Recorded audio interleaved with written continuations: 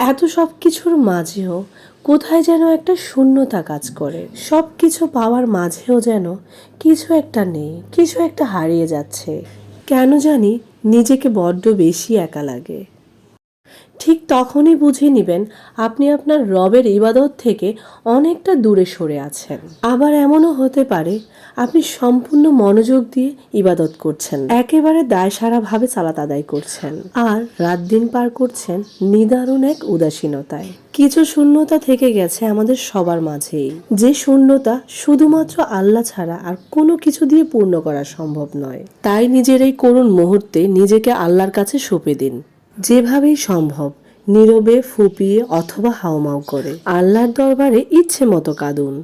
আপনার রবের কাছে যে আপনার চোখের পানি অনেক মূল্যবান। আপনি তো জানেনই আল্লাহ তার পাপিষ্ঠ বান্দাদের শাস্তি দেওয়ার জন্য জাহান্নাম সৃষ্টি করেছেন, আর এই জাহান্নামে রয়েছে ভয়ঙ্কর আগুন। এই আগুন বান্দার কলিজা পর্যন্ত ভেদ করে ফেলবে।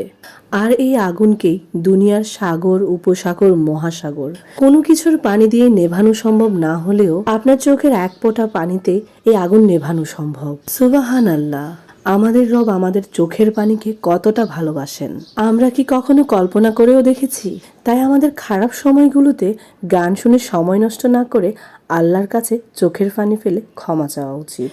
কারণ দুনিয়ার কেউ আমাদের চোখের পানির মূল্য না দিলেও আল্লাহ কিন্তু ঠিকই দিবেন। আমাদের রব আমাদের প্রতিটি অশ্রুকণার খুব চড়া মূল্য পরিশোধ করবেন, যা আপনি কল্পনাও করতে পারবেন না। যারা এতক্ষণ পর্যন্ত আমার সাথে ছিলেন তাদেরকে অসংখ্য ধন্যবাদ আর আসসালামু আলাইকুম।